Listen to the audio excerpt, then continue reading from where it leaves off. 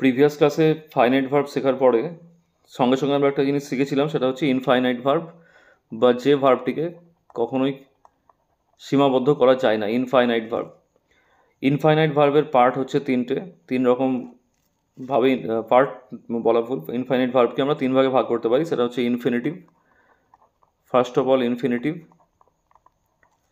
Next gerund, and third one is participle. তো আজকে তিনটের মধ্যে আমরা ইনফিনিটিভ নিয়ে শিখব। ইনফিনিটিভ কি এই বিষয়টা নিয়ে বুঝে নেব, এবং এটা ইনফিনিটিভের উপর একটা ফুল ক্লাস হবে। ইনফিনিটিভের যত খুঁটিনাটি বিষয় প্রত্যেকটা এখানে বোঝানো হবে। চলে আসি ইনফিনিটিভে।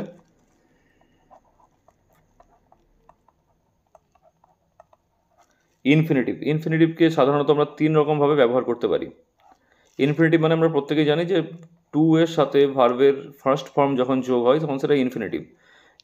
তো এই ব্যবহারটা আমরা বিভিন্নভাবে করে থাকি, সেই ব্যবহারগুলো আমরা শিখে নেব একটু। প্রথমত ইনফিনিটিভের যে প্রথম ব্যবহার সেটা হচ্ছে নাউন ইনফিনিটিভ, তাকে বলা হয় নাউন ইনফিনিটিভ। নাউনের মতো কাজ করে, ব্যাখ্যায় আসছি পরে। Noun infinitive. নেক্সট সেটা হচ্ছে 2 নম্বরে gerundial infinitive. Gerundial infinitive.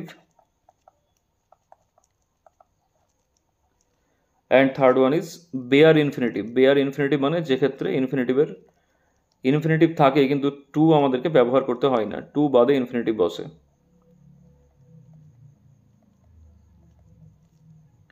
Bare infinitive. প্রথমত নাউন ইনফিনিটিভ। ফার্স্ট যেটা আমরা জানলাম সেটা হচ্ছে নাউন ইনফিনিটিভ।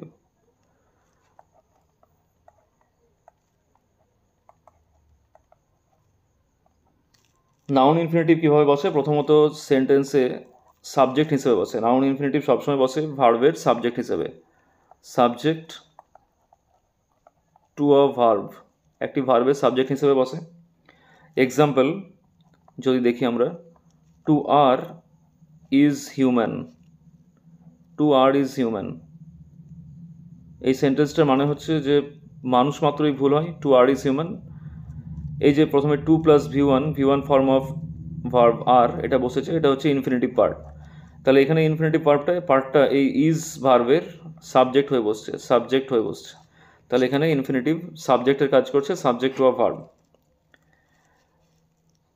এরপর হচ্ছে ইনফিনিটিভের কাজ, সেটা হচ্ছে object to A verb.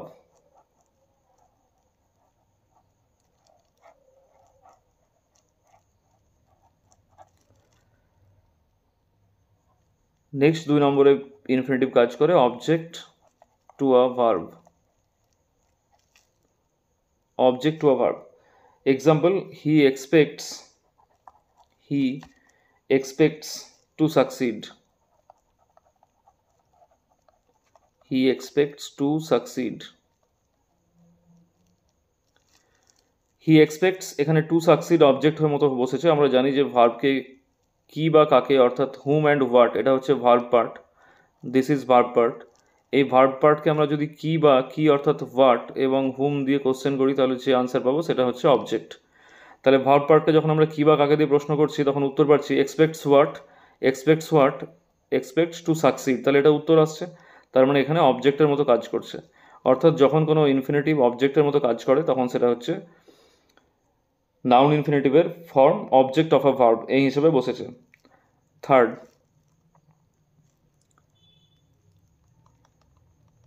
Third one is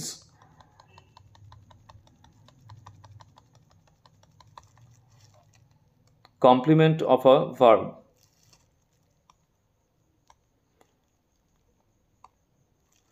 noun ইনফিনিটিভের থার্ড পার্টে যেটা পাই আমরা, complement of a verb. Complement of a verb. ভার্বের কমপ্লিমেন্ট বলতে কি বোঝায়? প্রথমত কমপ্লিমেন্ট বিষয়টাকে বুঝতে হবে। কমপ্লিমেন্ট অর্থাৎ বাংলায় তাকে বলা হয় পরিপূরক। পরিপূরক অর্থাৎ কোনো কিছুর বদলে সেটা বসে। কিসের বদলে বসে? আমরা সেন্টেন্সের মতো দেখতে পাই অনেক ক্ষেত্রে যে বেশিরভাগ ক্ষেত্রে আমরা সেন্টেন্সগুলোকে মধ্যে যখন ভার্ব দেখি, সেই ভার্বের পরে অবজেক্ট থাকে, অর্থাৎ কি বা কাকে দিয়ে প্রশ্ন করলে উত্তর পাওয়া যায়। কিন্তু যখন কোনো ভার্বের কোনো অবজেক্ট থাকে না, দ্যাট মিন্স সেই ভার্বটা যদি ইন্ট্রান্সিটিভ ভার্ব হয়, অকর্মক ক্রিয়া হয়, যার কর্ম নেই, সেই ক্ষেত্রে সেন্টেন্সের মিনিং কমপ্লিট করার জন্য এক্সট্রা কোনো কথা আমরা নিয়ে আসি সেন্টেন্সের অর্থকে সম্পূর্ণ করার জন্য। সেই যে অতিরিক্ত কথা বা বিষয়টা নিয়ে আসা হয় তাকে বলা হয় কমপ্লিমেন্ট। তাহলে কমপ্লিমেন্ট টু এ ভার্বের ক্ষেত্রে আমরা একটা এক্সাম্পল দেখলে বুঝতে পারবো। My greatest pleasure is to read. My greatest pleasure is to read. এখানে my greatest pleasure is to read, এখানে ইজ হচ্ছে ভার্ব, কিন্তু এটা ইন্ট্রান্সিটিভ ভার্ব। ইজ হোয়াট বা ইজ হোম, তার আনসার কিন্তু টু রিড নয়। এখানে শুধুমাত্র ইনফিনিটিভটা ইজ ভার্বের অর্থ সম্পূর্ণ করার জন্য বসেছে। Is to read, my greatest pleasure is to read, আমার সর্বোত্তম আনন্দ হচ্ছে পড়াশোনা করা। তাহলে এই যখন মূলত আমরা বলতে পারি এই ইজ ভার্বটাকে যদি আমরা যদি ডাইরেক্ট একটা ইকুয়াল সাইনের মতো ব্যবহার করি, মানে মাই গ্রেটেস্ট প্লেজার যদি এইদিকে হয়, তাহলে মাই গ্রেটেস্ট প্লেজার কি না, তো to read. My greatest pleasure হচ্ছে টু রিড, টু রিড, সেটা হচ্ছে অবজেক্ট, সেটা হচ্ছে complement of a verb. That means এটা হচ্ছে নাউন ইনফিনিটিভের থার্ড কাইন্ড, কমপ্লিমেন্ট অর্থাৎ পরিপূরক। এবার চলে আসি ফোর্থ পার্টটা। ফোর্থ পার্ট হচ্ছে object of a preposition. Object of a preposition, প্রিপোজিশনের অবজেক্ট। আমরা ভার্বের অবজেক্ট জানি, প্রিপোজিশনের অবজেক্ট অর্থাৎ প্রিপোজিশনের পরে যখন প্রিপোজিশনকে ওয়ার্ড দিয়ে কোশ্চেন করে যদি আনসার পাওয়া যায় তাহলে সেটা হচ্ছে প্রিপোজিশনের object. Example, he is about to die. He is about to die, সে মরতে চলেছে। অ্যাবাউট প্রিপোজিশন, এখানে he is about what, about what, about to die. তাহলে এখানে হচ্ছে অবজেক্ট অফ, এখানে হচ্ছে অবজেক্ট অফ প্রিপোজিশন, প্রিপোজিশনের অবজেক্ট। প্রিপোজিশনকে আমরা ওয়ার্ড দিয়ে কোশ্চেন করে আনসারটা চলেছে about what, about to die. তাহলে এখানে দেখা যাচ্ছে যে নাউন ইনফিনিটিভ বা প্রথম যে ইনফিনিটিভের ভাগ, তার তিনটে পার্ট আমরা পেলাম, চারটে পার্ট আমরা পেলাম। প্রথমত হচ্ছে সাবজেক্ট হিসেবে, অবজেক্ট হিসেবে, কমপ্লিমেন্ট হিসেবে ভার্বের, এবং অবজেক্ট অফ প্রিপোজিশন হিসেবে। সেকেন্ড পার্টে আছে জিরান্ডিয়াল ইনফিনিটিভ।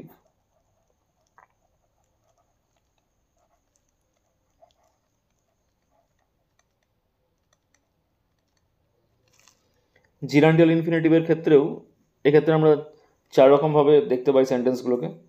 প্রথমত যেটা দেখতে পাই সেটা হচ্ছে ভার্বকে কোয়ালিফাই করার জন্য, টু কোয়ালিফাই আ ভার্ব, ভার্বকে কোয়ালিফাই করার জন্য। দ্বিতীয়ত টু কোয়ালিফাই আ নাউন, নাউনকে কোয়ালিফাই করার জন্য বসে। তৃতীয়ত টু কোয়ালিফাই অ্যান অ্যাডজেক্টিভ, এবং চতুর্থত টু কোয়ালিফাই অ্যান অ্যাডজেক্টিভের পর চতুর্থ নম্বর হচ্ছে to introduce a parenthesis. Parenthesis, parenthesis কী জিনিস সেটা আমরা আলোচনা করছি এরপর। টু কোয়ালিফাই আ ভার্ব, এগুলো সব ক্ষেত্রে এগুলোকে কিন্তু কোয়ালিফাইং ইন নেচার, এগুলোকে কোয়ালিফাই করে।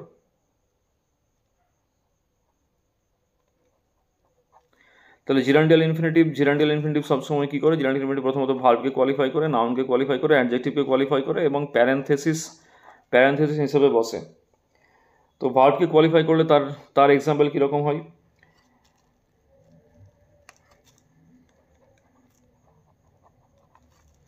He came here to attend a meeting.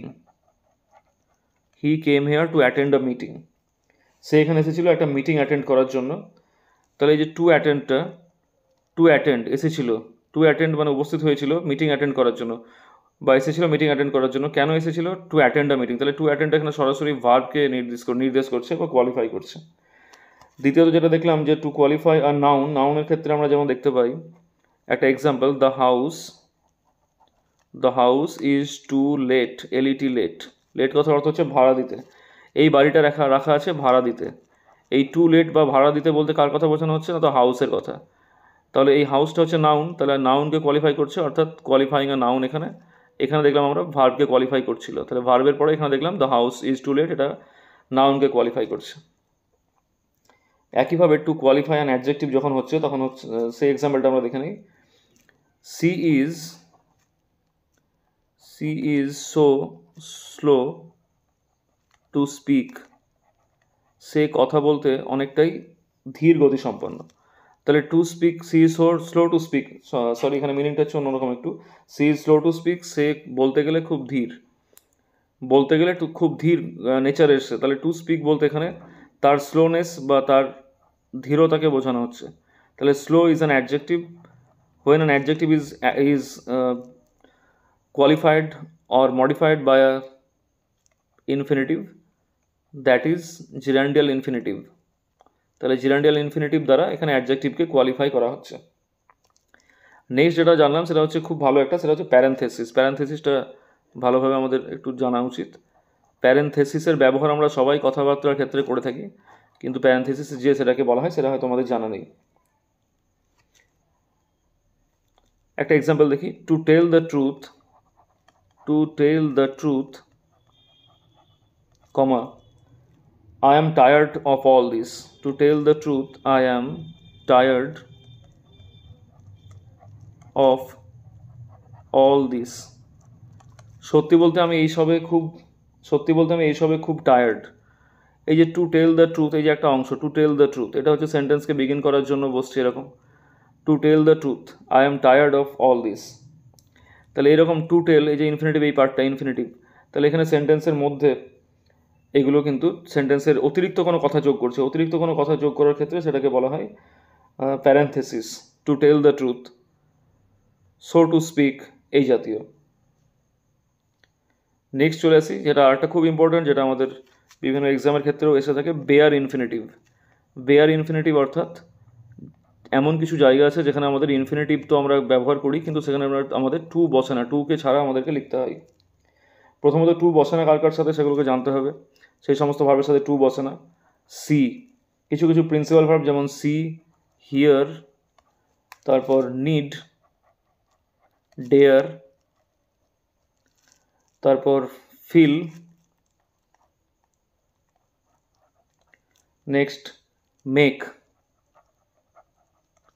Next let, bid, watch. সাধারণত এগুলোর সাথে কখনোই আমরা টু যোগ করি না। একটা এক্সাম্পল দেখি, I saw him dance, I saw him dance, আমি তাকে নাচতে দেখলাম, কখনোই হলো না কিন্তু I saw him to dance, এখানে কিন্তু টুটা ওমিটেড অবস্থায় থাকলো, তাহলে টুটা আমাদেরকে লিখতে হলো না। এটাকে বলা হচ্ছে বেয়ার ইনফিনিটিভ, বেয়ার ইনফিনিটিভ। আর কি এক্সাম্পল হতে পারে, I make him do the work, তাহলে মেক ভার্বের পরে আমাদের কিন্তু টু ডু দ্য ওয়ার্ক করতে হলো না, I make him do the work, এই জাতীয়। নেক্সট চলে আসি, এছাড়া আরও কিছু আছে জায়গা যেখানে পরে আমরা কখনোই কিন্তু টু ইনফিনিটিভের টু ব্যবহার করবো না, ইনফিনিটিভের টু পার্টটা ব্যবহার করবো না। যেমন modal auxiliaries, modal aux verbs. Modal auxiliary verb আমরা জানি, তার মধ্যে নিড ডেয়ারটা অলরেডি আমরা ওখানে লিখে ফেলেছি। মেন যে নটা, সেই নটার ক্ষেত্রে আমরা কখনো কিন্তু মোডাল ভার্বের পরে ইনফিনিটিভ টু ইউজ করবো না। ক্যান, কুড, মোডাল অক্সিলারি যেগুলো, can, could, shall, should, will, would, may, might এবং মাস্ট, এই নটা। এছাড়া নিড ডেয়ার আমরা অলরেডি লিখে ফেলেছি। তাহলে এই সমস্ত মোডালগুলো থাকলেও এদের পরে কখনোই আমাদের ইনফিনিটিভের টু ইউজ করতে হয় না। এক্সাম্পল আমরা দেখে নেব একবার, আই মাস্ট গো, এখানে কিন্তু কখনোই আই মাস্ট টু গো হলো না।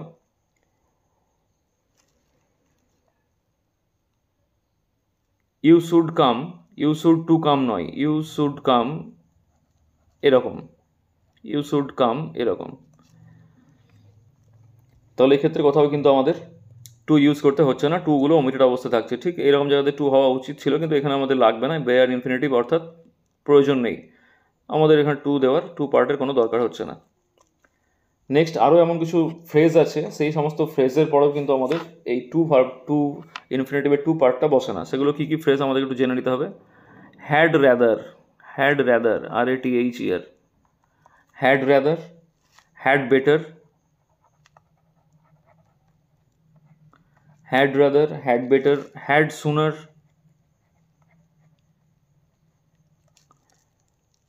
had as soon as,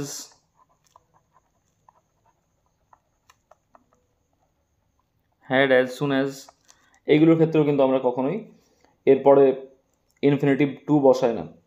যেমন example, she had rather stop, she had rather stop,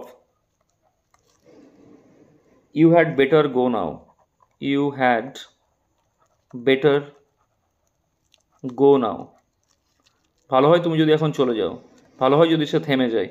তাহলে এখানে বেটার টু গো ইত্যাদি কিন্তু আসছে না, এখানে প্রয়োজন নেই, বেয়ার ইনফিনিটিভ। এছাড়া আরও কিছু ওয়ার্ড আছে, সেগুলোর পরেও কিন্তু আমরা কখনোই বসাই না। যেমন এক্সেপ্ট, EXCEPT, এক্সেপ্ট, দেন, এইগুলো থাকলে কিন্তু আমরা তারপরে সাধারণত আমাদেরকে বসানোর প্রয়োজন নেই ইনফিনিটিভের টুটা, বেয়ার ইনফিনিটিভ এগুলি। এক্সাম্পল একটা দেখে নেই, the boy did everything, the boy did everything except right, ছেলেটা সব কিছুই করলো শুধুমাত্র লিখলো না, ছেলেটা সবই করলো শুধুমাত্র লিখলো না। তাহলে এক্সেপ্টের পরে এখানে আমাদের টু দেওয়ার কোনো প্রয়োজন নেই, এটা বেয়ার ইনফিনিটিভ। তাহলে টু ছাড়া আমাদেরকে আনসার হচ্ছে the boy did everything except right, লেখা ছাড়া ছেলেটি সবই কাজ করলো। এছাড়া একটা জিনিস মনে রাখতে হবে আমাদেরকে, আরেকটা বিষয়, যখন দুটো ইনফিনিটিভ অ্যান্ড অথবা এক্সেপ্ট অথবা বাট, দেন, অ্যাজ, লাইক এইগুলো দিয়ে যুক্ত থাকে, তখন সেক্ষেত্রেও কিন্তু দ্বিতীয় ক্ষেত্রে আমাদের কখনোই আর প্রয়োজন হয় না টু লেখার। কী বললাম, সেটা হচ্ছে and or except but than as like, এইগুলো দিয়ে যদি কখনো দুটো ভার্ব পার্ট ইনফিনিটিভের মতো করে অ্যাড হয়ে থাকে, তাহলে প্রথম পার্টে একবারই আমরা টু লিখবো, সেকেন্ড পার্টে আমাদের টু লেখার প্রয়োজন হয়। একটা এক্সাম্পল দেখলে বিষয়টা ক্লিয়ার হবে। I would like to lie down, I would like to lie down and sleep, আমি চাই শুতে এবং ঘুমাতে, এখানে টু স্লিপ লেখার প্রয়োজন নেই, টুটা দরকার নেই, এটা বেয়ার ইনফিনিটিভ। আনসার হবে, এই সেন্টেন্সটা হবে I would like to lie down and sleep. Next, প্রায় আমরা শেষ অংশে চলে এসেছি আমাদের ক্লাসের। এছাড়া কিছু ইনফিনিটিভ আছে, সেক্ষেত্রে কিন্তু আমাদের সেগুলো নিয়ে মাঝে মাঝে আমাদের কনফিউশন হয়ে যায়, আমাদের ইনফিনিটিভের সঙ্গে কখনো কখনো আমরা গুলিয়ে ফেলি সেগুলোর মধ্যে একটা আছে progressive infinitive. Progressive infinitive,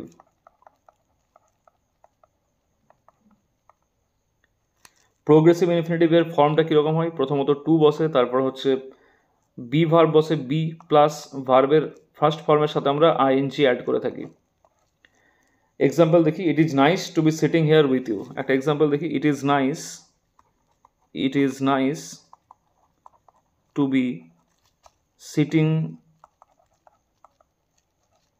here with you.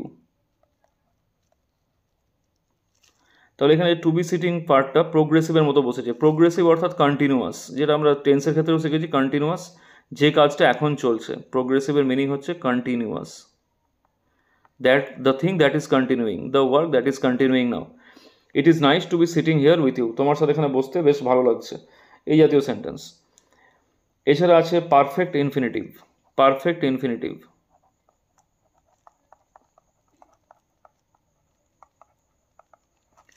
Perfect infinitive কাকে বলে, to have then V3 form, to plus have plus V3 form. ঠিক পারফেক্টের মতো যেমন আমরা শিখেছি টেন্সের ক্ষেত্রে পারফেক্ট টেন্স যেমন আচরণ করে, তেমনি পারফেক্ট ইনফিনিটিভও সেই জাতীয় সেন্টেন্সের মিনিং আমাদেরকে দিয়ে থাকে। I am sorry not to have come on Saturday, একটা এক্সাম্পল দেখি, I am sorry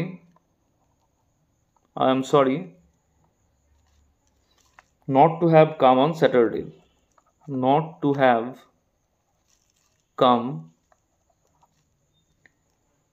on Saturday, I am sorry not to have come on Saturday। তাহলে আমি দুঃখিত শনিবারের দিনে না আসতে পারার কারণে আমি দুঃখিত, তাহলে আমি আসতে পারিনি, এই যে পারিনি, পেরেছি, এই জাতীয় কথাগুলো সবসময় পারফেক্টে আসে, পারফেক্ট টেন্সে। যে কাজটা শেষ হয়ে গেছে তার ফলাফলটা ইতিমধ্যে বর্তমান আছে, সেটা পারফেক্ট টেন্স। টেন্সের যখন ক্লাস হবে তখন সেগুলো আরও ডিটেলসে করাবো। তো I am sorry not to have come on Saturday, আমি দুঃখিত যে আমি শনিবারের দিন আসতে পারিনি। এই ক্ষেত্রে এটা হচ্ছে আমাদের পারফেক্ট ইনফিনিটিভের এক্সাম্পল। নেক্সট এবং লাস্ট আমাদের যে পয়েন্টটা সেটা হচ্ছে split infinitive. Split infinitive, split কথার অর্থ হচ্ছে ভেঙে দেওয়া। স্প্লিট ইনফিনিটিভ, স্প্লিট কথার অর্থ ভেঙে দেওয়া। স্প্লিট ইনফিনিটিভের গঠনটা খুব ইন্টারেস্টিং। সেটা হচ্ছে to plus adverb, adverb plus verb ফর্মের ফার্স্ট ফর্ম, ভার্বের ফার্স্ট ফর্ম। এক্ষেত্রে কি হয়, টু এবং ভার্বের ফার্স্ট ফর্ম এই দুটোর মিডিলে একটা অ্যাডভার্ব চলে আসে। Example, I would like to really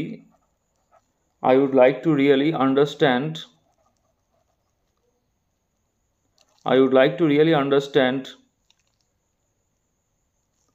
the topic. I would like to really understand the topic. আমি টপিকটা সত্যি করেই বুঝতে চাই। তাহলে এই যে রিয়েলি, টু এবং V1 ফর্ম আন্ডারস্ট্যান্ড, এই দুটোর মাঝে একটা অ্যাডভার্ব চলে এসেছে, সেটা হচ্ছে রিয়েলি। তাহলে যখন টু এবং ভার্বের ফার্স্ট ফর্মের মধ্যে কোনো অ্যাডভার্ব চলে আসে সেটা হচ্ছে স্প্লিট ইনফিনিটিভ, তার নাম split infinitive.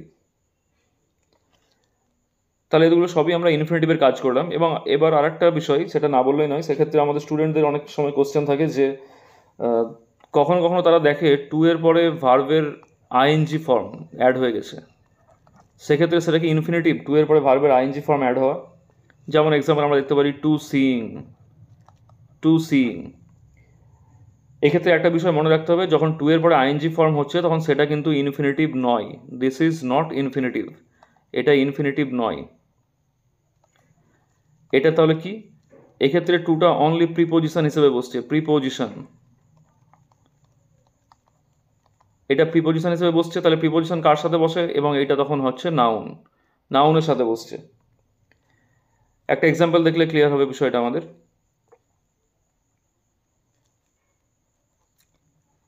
I went to Kolkata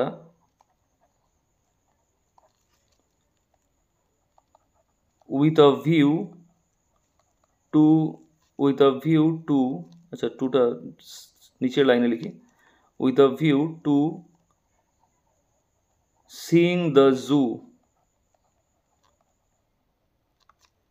I went to Kolkata with a view to seeing the zoo. এই যে টু সিইং, এই পার্টটা দেখে মনে হচ্ছে ইনফিনিটিভের মতো, কিন্তু ইনফিনিটিভ নয়। এক্ষেত্রে টুটা হচ্ছে শুধুমাত্র প্রিপোজিশন, এবং টু সিইং মানে আমি নাউনটা এখানে, seeing the zoo is the gerund মানে নাউনের মতো ফর্ম এখানে।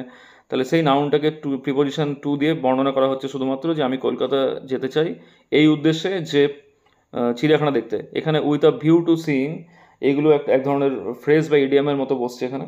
এরকম বেশ কিছু ক্ষেত্রে আমরা কিন্তু টু প্লাস ভি এর পর, V1 এর পর আইএনজি ফর্ম দেখতে পাই। তাহলে এগুলো ইনফিনিটিভ নয়। So this is our complete class on infinitive. এটা আমাদের ইনফিনিটিভের কমপ্লিট ক্লাস। ইনফিনিটিভের ক্ষেত্রে এর ছাড়া আর কোনো প্রশ্ন হয়তো আসার মতো কথা নয়। ইনফিনিটিভ যাদের বিষয়টা ক্লিয়ার ছিল না তাদের ক্ষেত্রে ইনফিনিটিভের এই ক্লাসটা যথেষ্ট, পুরো ইনফিনিটিভ বিষয়টা বোঝার ক্ষেত্রে। এরপরে জিরান্ড এবং পার্টিসিপেল এই বিষয় দুটো নিয়েও আমার ভিডিও করার ইচ্ছে আছে। Thank you.